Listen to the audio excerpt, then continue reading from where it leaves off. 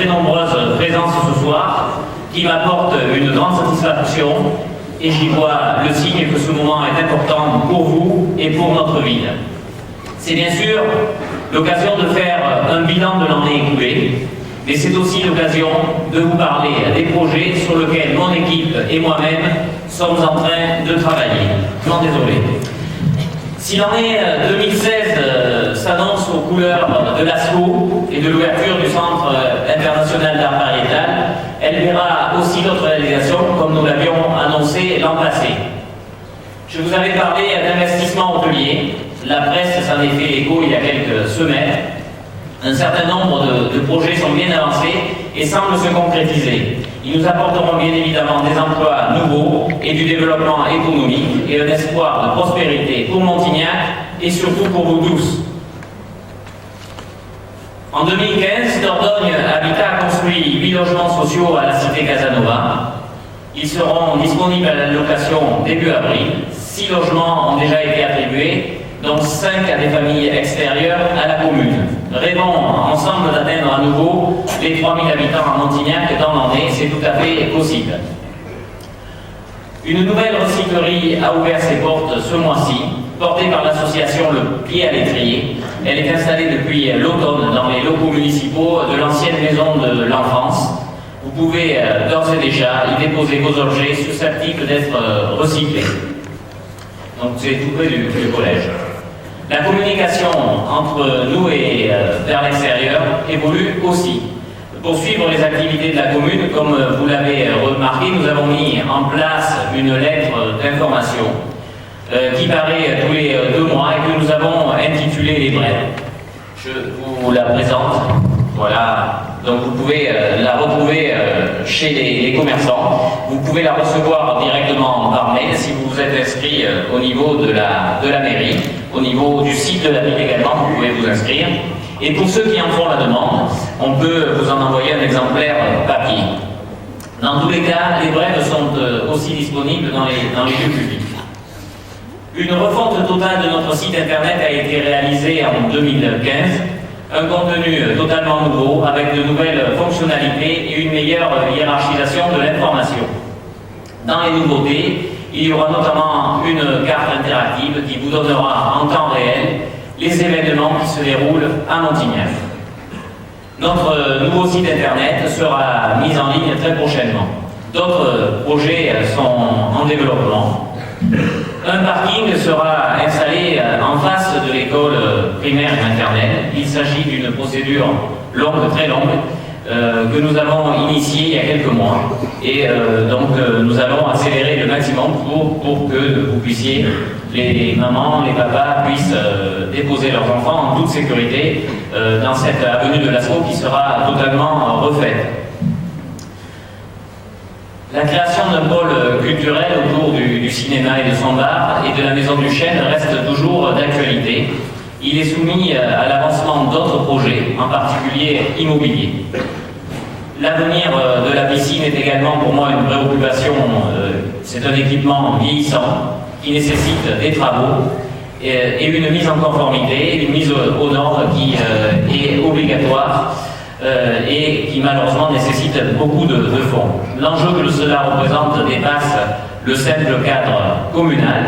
Pour pouvoir avancer sur ce dossier, nous devons l'étudier au niveau de la communauté de communes. Je sais que c'est fait également. Il ne serait pas acceptable en tous les cas que notre jeunesse soit privée d'un tel équipement.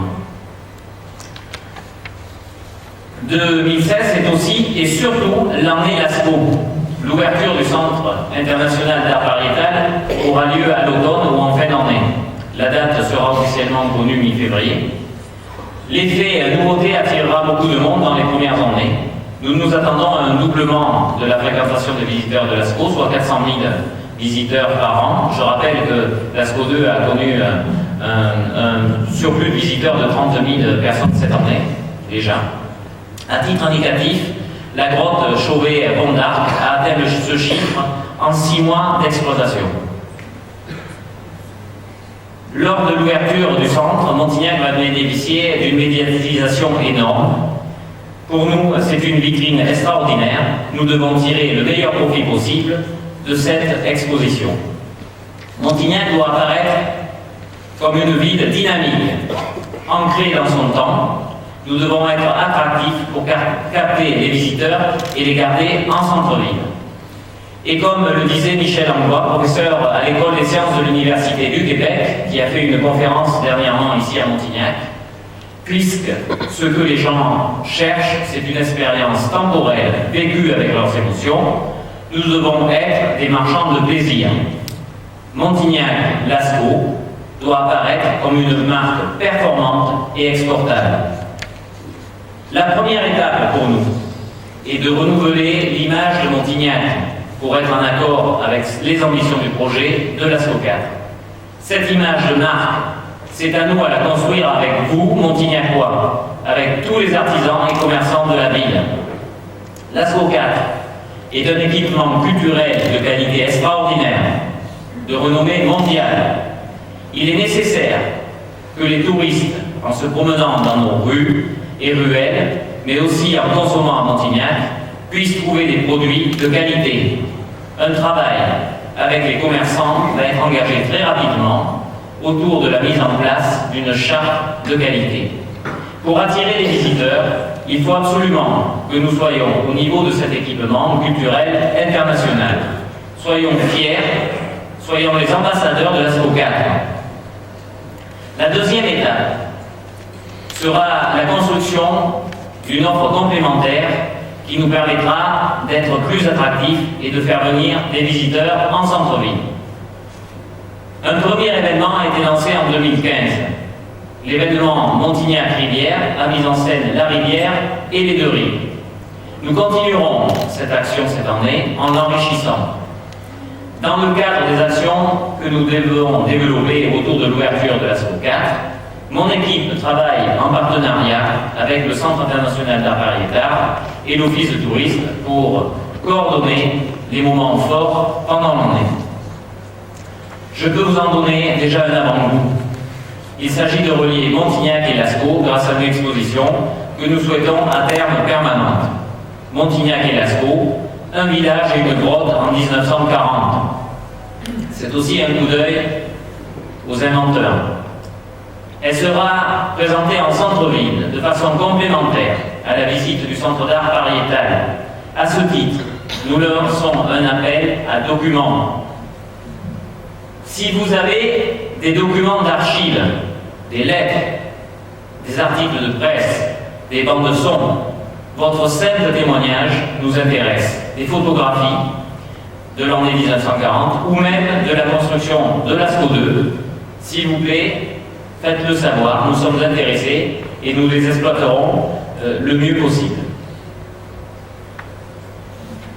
L'offre complémentaire complète sera dévoilée d'ici l'été et sera portée par la commune et par nos associations culturelles qui œuvrent toute l'année avec talent et succès. En conclusion, Montignac continue à se développer et va franchir une grande étape en 2016 avec l'ouverture de Lascaux 4. Pour tout ce parcours que nous accomplissons ensemble, je voudrais vous remercier tous, en particulier les associations culturelles et sportives qui œuvrent toute l'année pour l'animation de la vie communale. L'ensemble des services municipaux et du personnel pour le travail qu'ils font au quotidien à mes côtés, aux côtés de mon équipe. Et vous, les Montignacois, pour tout le plaisir que je prends à travailler avec vous dans une ambiance sérieuse, constructive, très efficace pour le bien de notre commune.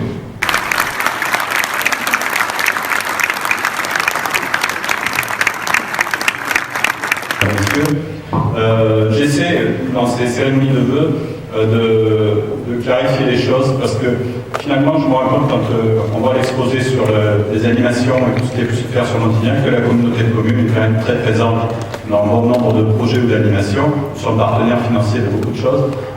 J'ai vu au niveau du festival, on est très partenaire avec l'Amicale laïque, le Chaudron, le film, enfin nous sommes finalement très présents, mais les gens ne le perçoivent pas forcément. Donc je ne vais pas faire un inventaire exhaustif des activités de la communauté de communes, mais simplement situer le territoire, ce nouveau territoire qu'évoquait Laurent. Donc c'est à peu près 550 km², plus de 15 000 habitants, 80 salariés, 6 400 000 euros de budget. Donc il faut déjà s'apprendre à travailler ensemble, ce n'était pas évident, même si nous avions des enjeux communs, on les a toujours. Et donc s'apprendre à construire des projets ensemble, c'est déjà pas mal. Donc il y avait des projets qui étaient déjà en amont et qu'on a porté, je pense à la Maison de l'Enfance qui a ouvert en 2015, et que nous inaugurerons bientôt. C'est un investissement très important de plus de 2 500 000 euros sur Montignac par la communauté de communes. Donc nous sommes très présents au niveau de l'enfance. Et puis un certain nombre d'actions sur lesquelles nous sommes, sur la voirie, sur des domaines de compétences pour les communautés de communes. Ceci étant, je pense qu'il faut stabiliser un peu l'affaire, même si je crois à des passerelles avec les autres territoires à côté, et je vais y revenir. Mais je pense que les compétences que nous prenons au fur et à mesure que l'État a la volonté de nous les donner, quelquefois malgré nous, fait qu'à un moment donné, il faut quand même arriver à gérer tout ça. Et donc, c'est le cas avec la loi NOTRe, puisque dès 2017, nous allons avoir la compétence sociale, puisque les sièges du Bug et de Montignac se trouvent dans le périmètre de la communauté de communes. Et donc, ça veut dire que nous allons devoir reprendre via la communauté de communes cette gestion. En 2015, nous avons fait un certain nombre d'opérations transversales sur le territoire sur lesquelles nous avons investi. Je pense à de l'animation, par exemple le balisage de 560 km de chemin VTT avec la communauté de communes du pays de Fénelon. Nous avons investi avec des subventions à 80%. Nous avons mis en place, là aussi, un service instructeur urbanisme. Montignac l'a déjà en autonomie, mais les autres communes passaient par la DDT. À partir du moment où nous sommes plus de 10 000 habitants, ça veut dire que les permis de construire, déclaration de travaux sont instruits par la communauté de communes. C'est le cas maintenant. Nous avons un service instructeur, nous avons recruté, formé des personnels. Nous avons lancé aussi l'instruction d'un PLU intercommunal, parce que là aussi, sur le territoire, sur les 26 communes, il y a des cartes communales, il y a des postes qui ont été transformés en PLU, il y a un peu de tout. Et la loi, là aussi, nous amène en 2017-2018 à passer au PLU intercommunal. Nous l'avons anticipé pour bénéficier de subventions. Je crois qu'on l'a bien fait parce qu'on a 60 000 euros de subventions qui nous ont été attribuées et qui vont nous permettre, vont nous aider à construire ce PLU. Je pense que ceux qui arriveront après n'auront plus grand-chose, c'est toujours la même histoire dans les dotations, les enveloppes financières. Donc un certain nombre de domaines sur lesquels nous sommes très présents. Et puis nous allons, bien sûr, nous sommes au cœur du territoire. C'est vrai que l'ASCO est omniprésent et c'est vrai que sur 2016, nos actions principales en matière d'animation de territoire sont évidemment liées d'abord au tourisme, parce que c'est quand même une des principales sources économiques, ressources du territoire. Et c'est vrai que nous sommes organisés en un EPIC. Ça, on l'avait fait avant la fusion des communautés de communes.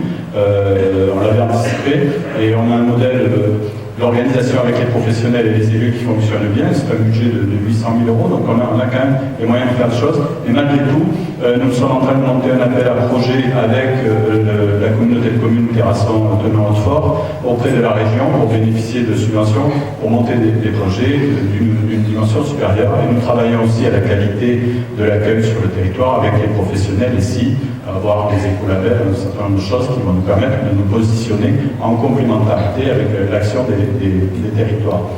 Nous sommes aussi sur un appel à projet, et ça rejoint les équipements, les bâtiments que tu évoquais tout à l'heure. Nous avons découvert au dernier moment que nous pouvions éventuellement prétendre à une enveloppe financière de 500 000 euros sur des projets d'économie de production d'énergie positive sur nos actions sur le territoire et sur nos bâtiments. Et ça va, si on peut l'obtenir, on aura la réponse bientôt, ça va nous permettre de complémenter nos équipements. Je pense au bâtiment qui est le siège, l'ancien siège de la communauté de communes Vallée-Désert, où nous pourrions investir, et puis peut-être sur des études ou des projets de mutualisation, justement sur des économies d'énergie, sur les équipements structurants. Donc vous voyez une transversalité sur le territoire. Et puis en même temps, je crois que nous allons faire une pause financière sur nos investissements en dehors de ceux qui étaient programmés, parce que l'effet tir croisé de baisse de dotation de l'État et puis accroissement des compétences fait qu'à un moment donné, on ne peut pas à chaque fois faire marcher la planche à billets ou demander à nos administrés de faire un effort supplémentaire. Je disais ce matin, on finit qu'en plaisantant, les gens situent bien la région, le département, la communauté de communes, la commune sur la feuille d'impôt. Moi, j'essaie de le situer sur l'action, et donc je ne voudrais pas que chaque fois on parle de nous simplement au travers de la feuille d'impôt.